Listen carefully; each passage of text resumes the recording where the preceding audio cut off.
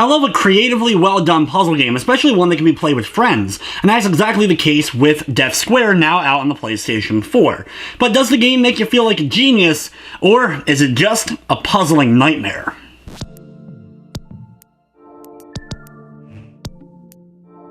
Death Squared is a puzzle game with a heavy emphasis on multiplayer, though the entire game, in fact, both its 2-player and 4-player modes, can be played by yourself if you want to do so, though obviously the fun factor will be increased with friends.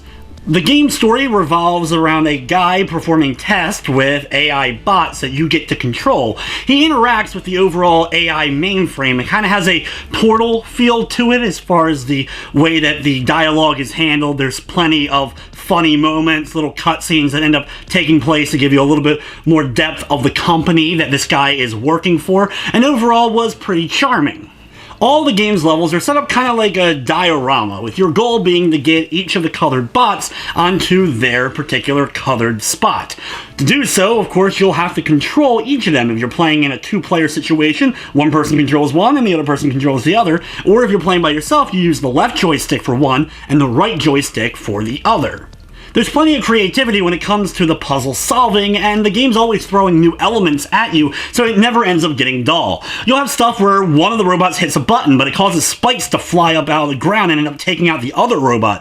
Lasers that you'll have to either redirect or have one of the robots block it. If it's the same color as the robot, they'll be able to block that laser, but of course it'll end up taking out the other one if it ends up hitting him.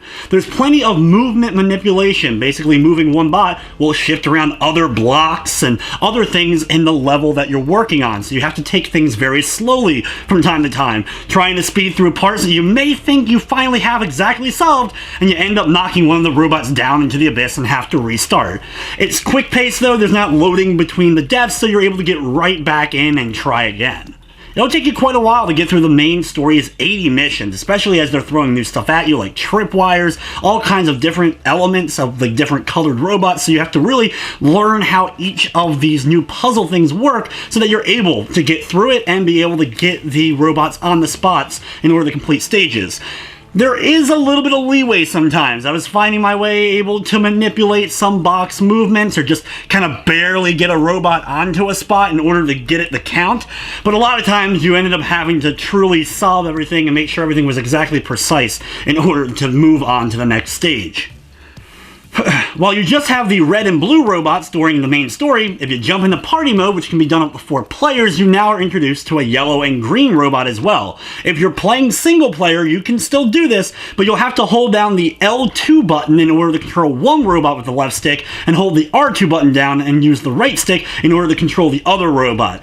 This is a bit confusing, so I highly recommend, if you can, play with some friends, though everything is doable by yourself if you start to get good at it. All that really changes up though in the party mode is just the fact that there's all kinds of new situations and new puzzles and a whole lot more chaos going on, considering there's more robots. There's a total of 40 levels in the party mode for a total of 120 stages between both. Throughout the course of the game, you will find some hidden collectibles to gather. There is some customization you can do to the robots, mostly just adding kind of like decals to them, giving them a little bit more personality, like glasses and mustaches and lightning bolt decals, which just adds that little bit of extra flair to the game. From the technical side of things, the game ran smoothly. I didn't run into any major glitching, crashing, or slowdown of any sort. Death Squared is available on the PlayStation 4, and it features a full trophy list including a Platinum trophy, which will have you beating all the levels, completing up to 9 levels straight without dying, which will take a time or two, as well as finding all the hidden objects. Overall, if you're someone who really enjoys puzzle games, this game may be worth checking out even by yourself, though keep in mind, the controls take some time to getting used to, and even as I made it farther in the game, I was still mixing up which of the joysticks I was using which robot with all the time, causing many accidental deaths because of it. But if you're playing with friends, it is definitely a lot of fun.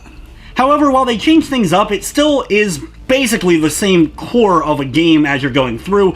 There isn't a whole lot to the story or cutscenes that you end up getting in between a lot of the levels, and I just wish things changed up as far as the look was concerned. It all has the same exact look no matter what level, from the first one all the way to the end. But anyway guys, with that said, I'm going to be giving the game a 6 out of 10. I'd like to thank you for watching, and of course, I hope you enjoyed.